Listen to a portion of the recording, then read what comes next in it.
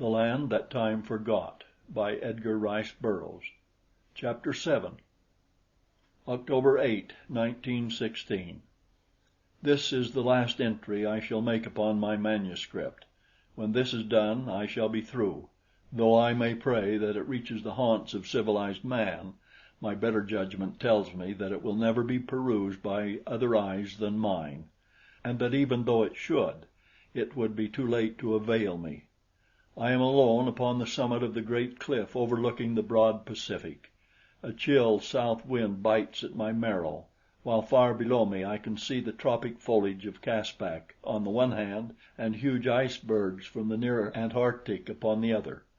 Presently I shall stuff my folded manuscript into the thermos bottle I have carried with me for the purpose since I left the fort, Fort Dinosaur we named it, and hurled it far outward over the cliff top into the Pacific. What current washes the shore of Caprona I know not. Whither my bottle will be borne I cannot even guess, but I have done all that mortal man may do to notify the world of my whereabouts and the dangers that threaten those of us who remain alive in Caspak, if there be any other than myself.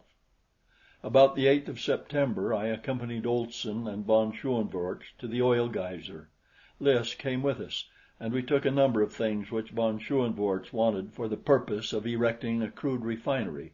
We went up the coast some 10 or 12 miles in the U-33, tying up to shore near the mouth of a small stream which emptied great volumes of crude oil into the sea. I find it difficult to call this great lake by any other name.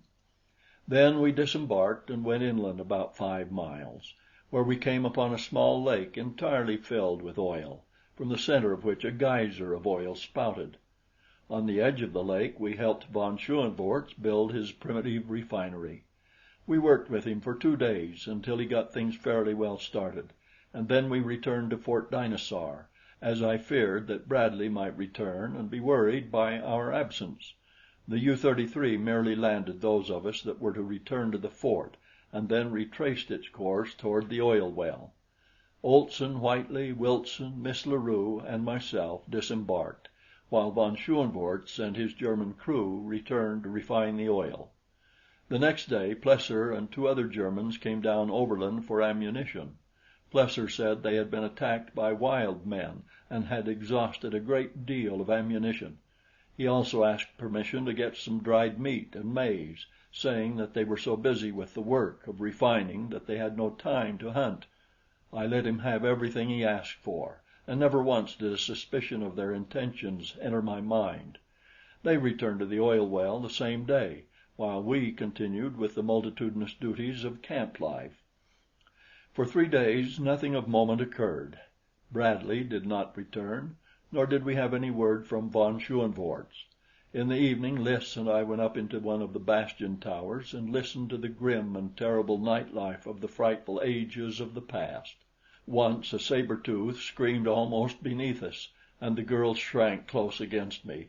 As I felt her body against mine, all the pent love of these 3 long months shattered the bonds of timidity and conviction, and I swept her up into my arms and covered her face and lips with kisses. She did not struggle to free herself, but instead her dear arms crept up about my neck and drew my own face even closer to hers. "You love me, Lys?" I cried. I felt her head nod an affirmative against my breast.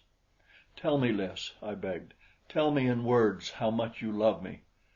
Low and sweet and tender came the answer: "I love you beyond all conception." My heart filled with rapture then, and it fills now as it has each of the countless times I have recalled those dear words, as it shall fill always until death has claimed me. I may never see her again. She may not know how I love her.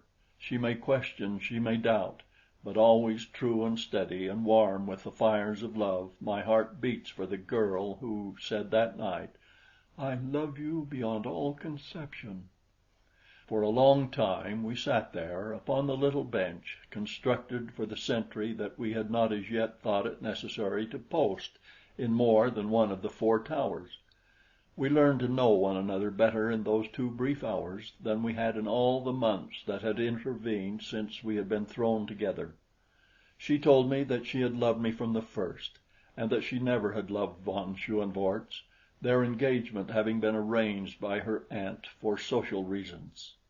That was the happiest evening of my life, nor ever do I expect to experience its like. But at last, as is the way of happiness, it terminated. We descended to the compound, and I walked with Lys to the door of her quarters.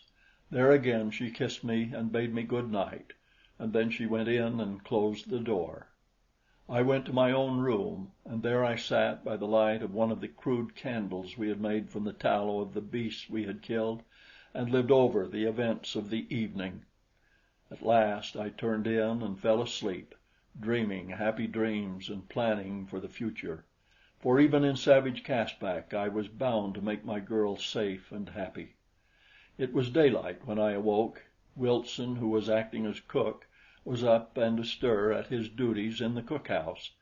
The others slept, but I arose and, followed by Nobs, went down to the stream for a plunge. As was our custom, I went armed with both rifle and revolver, but I stripped and had my swim without further disturbance than the approach of a large hyena, a number of which occupied caves in the sandstone cliffs north of the camp. These brutes are enormous and exceedingly ferocious. I imagine they correspond with the cave hyena of prehistoric times.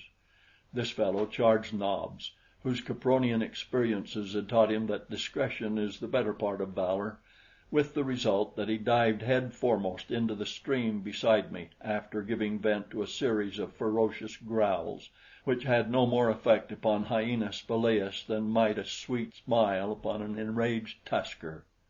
Afterward I shot the beast, and Nobs had a feast while I dressed, for he had become quite a raw meat eater during our numerous hunting expeditions, upon which we always gave him a portion of the kill. Whitely and Olson were up and dressed when we returned, and we all sat down to a good breakfast.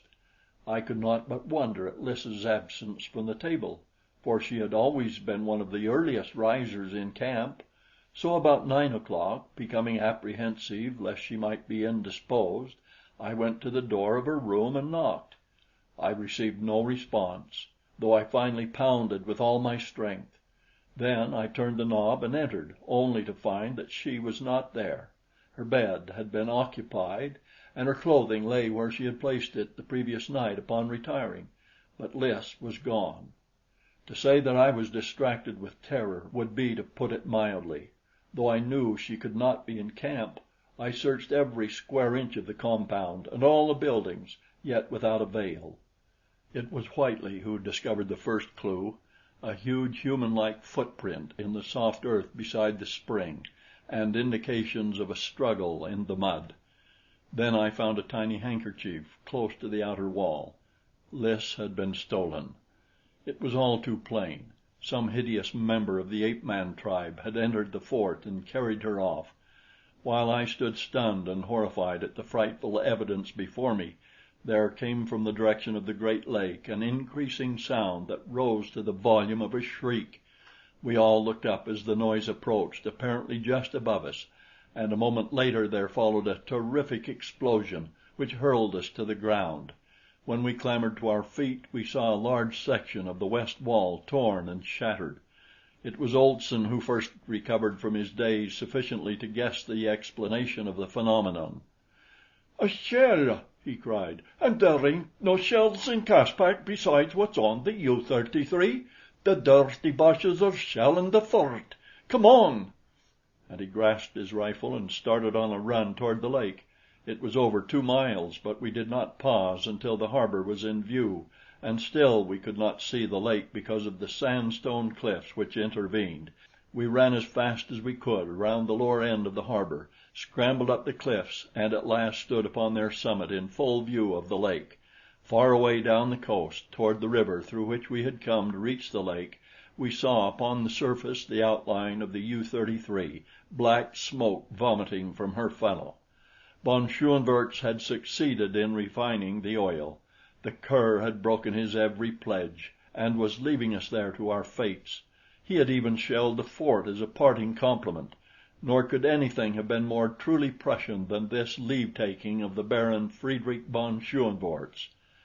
Olson, Whitely, Wilson, and I stood for a moment looking at one another.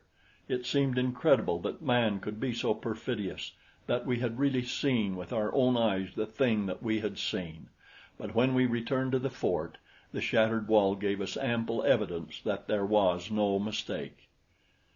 Then we began to speculate as to whether it had been an ape man or a Prussian that had abducted Lys.